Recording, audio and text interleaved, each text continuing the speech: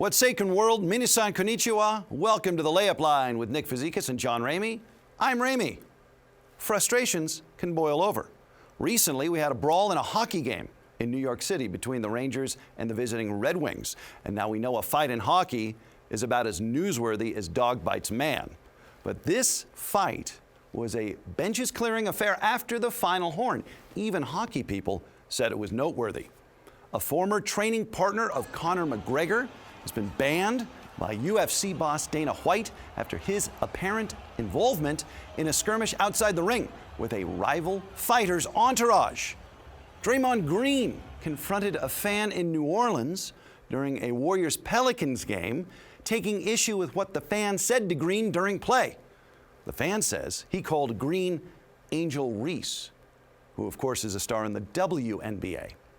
And a Texas State trooper at Kyle Field during South Carolina at Texas A&M appeared to go out of his way to make physical contact with two South Carolina football players who were trying to get back to the field of play. And then the trooper seemed to scold both players for faux pas unknown to the players, nor any of the 108,000 people at the game, nor to the Texas State Police, who relieved the trooper of his duties. The eyes of Texas are upon you, even in Aggie country. Emotions in sport are not new, but our ability to witness them and to engage in delightful gossip about it has never been greater.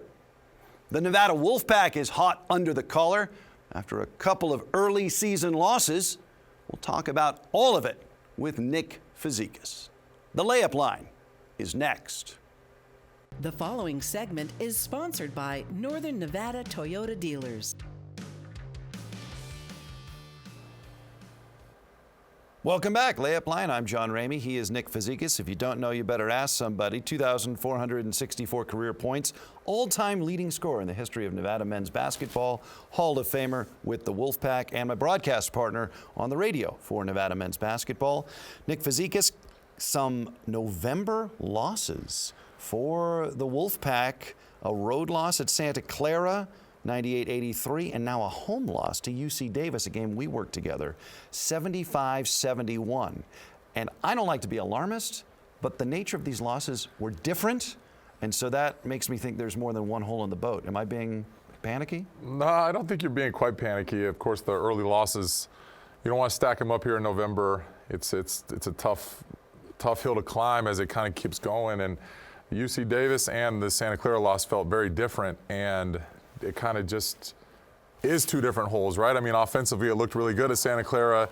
Against UC Davis, it didn't look quite as good offensively, and defensively, maybe against the Aggies, it looked decent, but it didn't look great against Santa Clara. But yeah, there's definitely some cause for some concern and maybe a couple red lights kind of flashing in that locker room right now. Okay, so Santa Clara, Nevada gives up 98. They score 83 points on the road, and they lose by 15. And in speaking to head coach Steve Alford, in our pregame conversation before the Davis game, he said, look, you scored 83 points on the road, you should win. I mean, you agree with that, right? That's solely on the defense. Yeah, 83 points in a college basketball game on the road sounds pretty good. I mean, 83 points on any given night sounds pretty good. And it's kind of just unacceptable to give up 90-some. I mean, in the high 90s, that's just too many points to be given up, and that's just not going to be a recipe for success, especially as you're trying to build a resume. And yeah, defensively has to get better, and then after the UC Davis, it kind of feels like the offense needs to get better, and the balance kind of needs to kind of figure its way out. But the Pack got to get this kind of sorted out, kind of get this train back on the tracks, I can tell you that, John, because you just don't want to stack them up in November, that's for sure. So that's the Santa Clara defeat, but now against Davis, it was a game in which Nevada shot fine from three-point range. They were 7 of 14. They out-rebounded the Aggies, but there was this big turnover number, 17, and then the Aggies made like 28 points off the turnovers. And Nevada had only like 4 turnovers in an overtime win over Southern Illinois earlier in the season, so that was totally out of character, and that was why I started to, again, be maybe a little alarmist because it is only November. Tyler Rollison came off the bench for the Pack against UC Davis, and Rollison usually is the starting point guard, although there are a suite of ball handlers on the Wolfpack roster. And he only played 16 minutes. He wasn't super effective. And Rollison is a guy, I think you and I agree, he's going to need to really shine if Nevada's going to reach the ceiling they can get to this season. and it just wasn't his night. Well, it wasn't his night.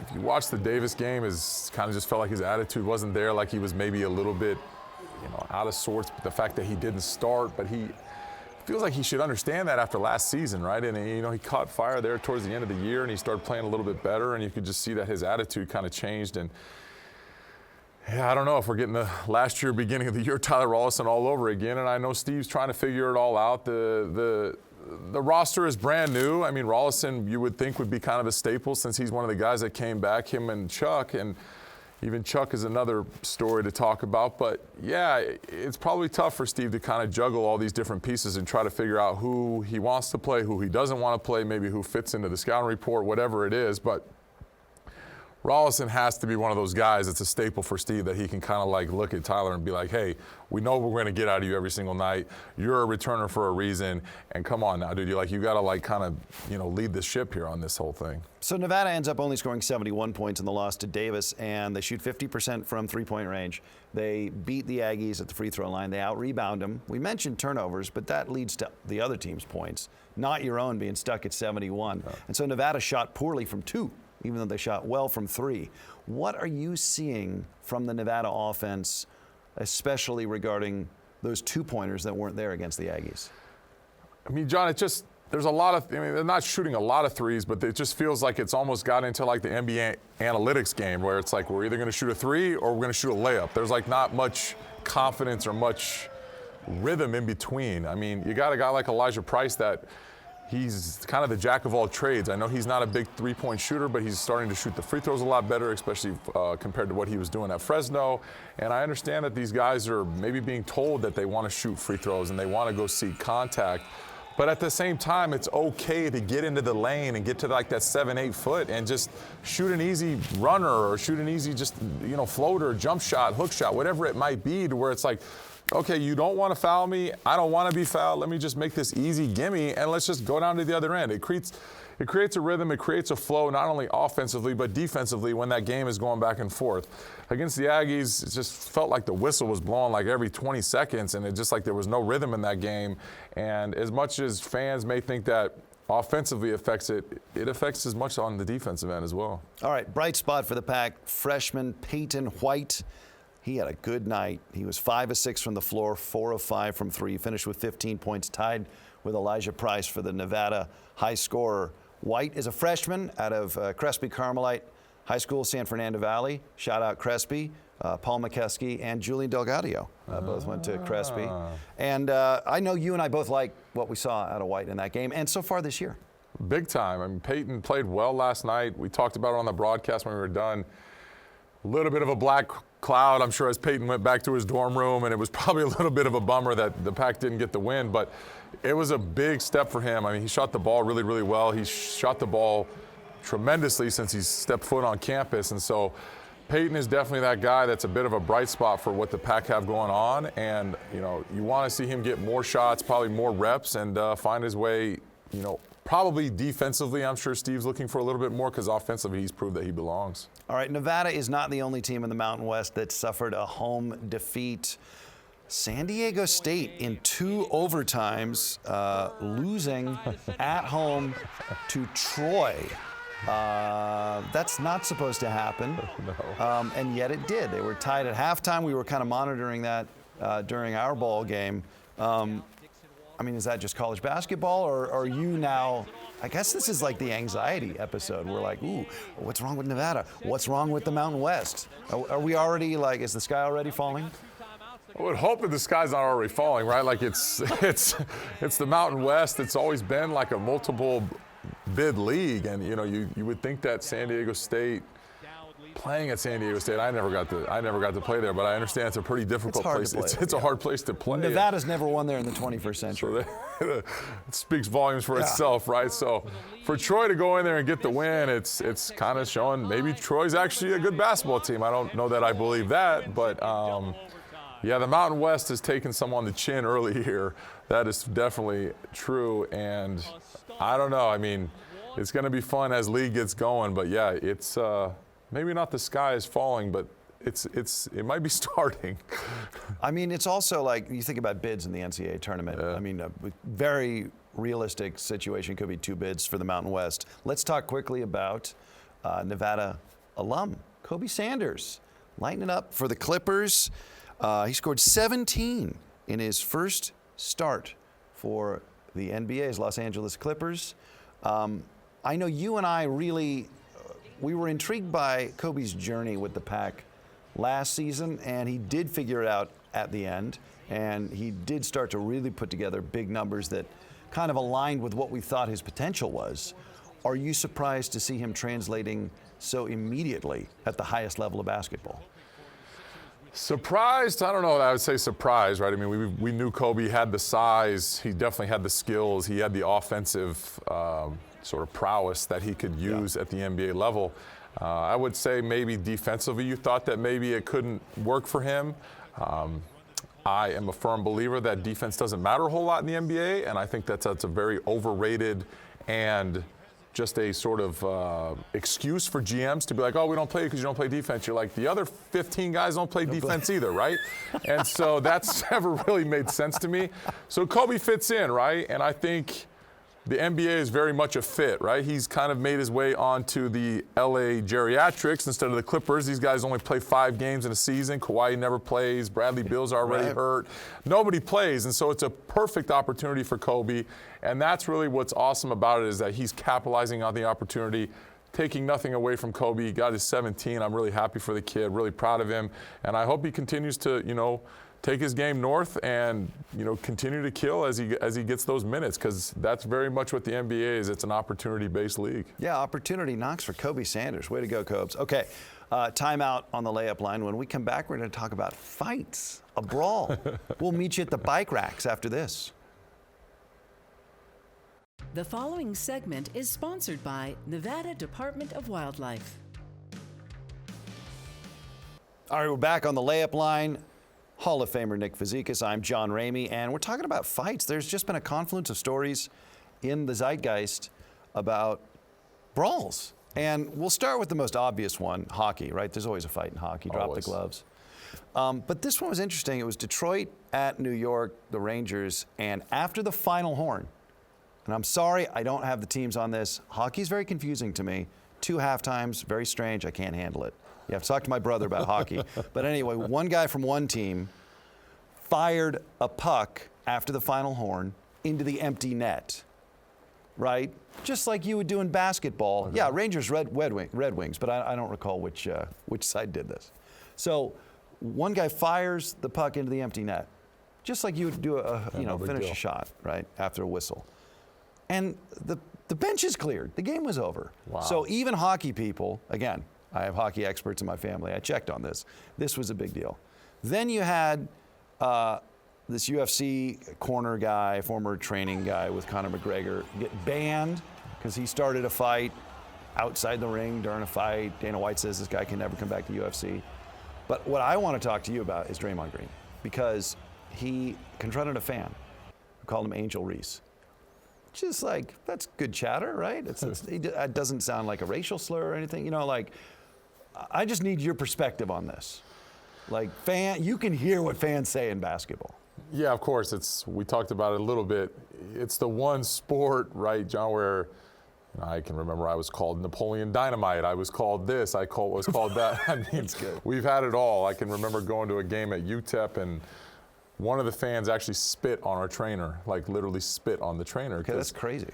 Like you said, basketball is the one thing that doesn't have a barrier. Like we can get face to face in a basketball game. I'm coming off the court and you're literally standing 12 inches away from me, where you got baseball, that you've got the net, the football got the helmets, everyone's kind of far away. The football field is huge. Hockey's got glass. Hockey's got the glass. Yeah.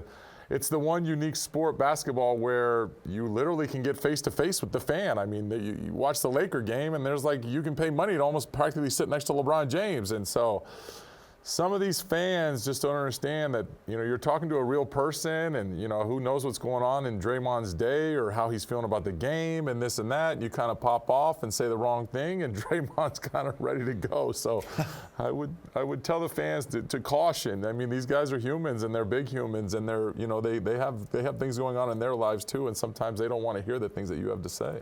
What was it like playing in Japan? Could you tell the Japanese fans were trash talking, or were they like polite? No, they're very, very. It's a totally different ball game. When I played in Japan for the 12 years that I played there, John, it was very much you cheered for your team. And that's what I really appreciated about it. And I think that's a little bit that kind of maybe has gotten away. Like, I think even probably when you and I were kids, it was more so like if you were cheering for the Chicago Bulls, you were cheering for the Bulls. You weren't cheering against the Pistons, right? And that's kind of how it was for me in Japan, which was kind of like a refresher, or it was kind of refreshing, I guess I should say, when we got to play, is that like, they're clapping for everything that you do, and they're not booing so much against the team to not do well. Of course, everyone's on edge as the game gets close, and they want to see their team win, but there wasn't any sort of like malicious stuff going on against the team that kind of happens here in America. And I just feel like sometimes fans get so carried away with cheering against the team they're playing rather than cheering for the team that they actually want to win. It's funny, like you talked about how maybe it's different to when we grew up, and I think that there's a natural thing we all do that, it was much more civilized when we were kids.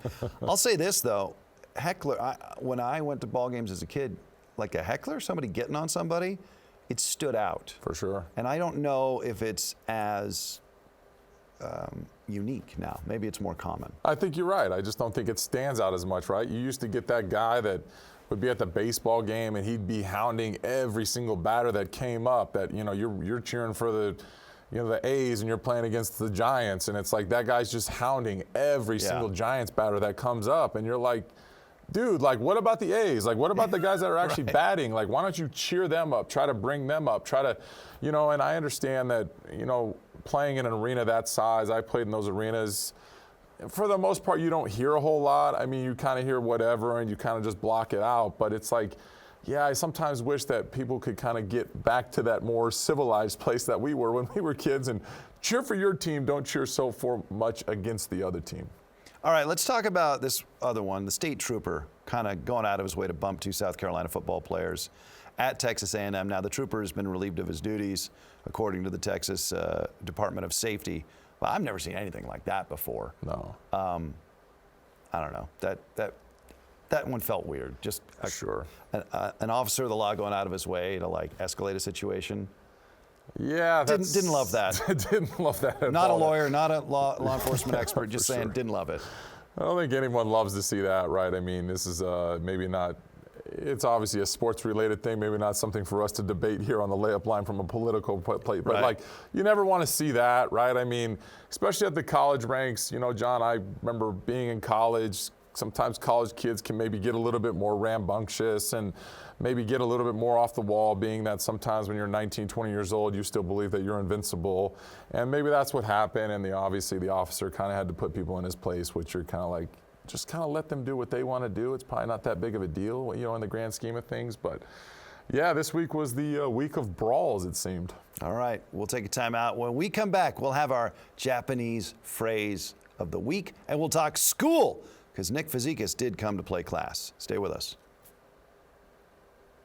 The following segment is sponsored by Bradley, Drendel, and Janae. Welcome back, Layup Line. Nick Fazekas, John Ramey with you. Nick Fazekas represented Japan in international competition, dual citizen and fluent speaker of Japanese. What is our Japanese phrase of the week? It seems like it has high utility, Nick. Yeah, that's the fun part about the Japanese language. There's a lot of different phrases that have high utility, John. So this week we're going to talk about sumimasen, which pretty much translates to excuse me, and it can also be a very polite thing to kind of get somebody to go through the door or whatever. But John, the best thing about sumimasen and the really, really fun thing that was very cool, like when you would go to a restaurant and you obviously wanted more water, you would get served water drinks that were like this big. It was like a shot of water, and you wanted to drink more water and stay hydrated. You're right. And so you could literally have your server like be way across the way, and you'd be like, sumimasen, and you could like yell at them, and then they'd like come like running over, and it wasn't rude. Like, it wasn't something that was rude, where I feel like now, if you and I go sit down at Chicky and Pete's and we're going in there and we were to yell across the restaurant because we needed a refill on our Diet Dr. Pepper, it would probably look a little bit rude. So like sumimasen was kind of a fun one. And very much, excuse me. Oh, sumimasen. If I'm getting on a crowded subway, sumimasen. Sumimasen to try to like navigate your way through.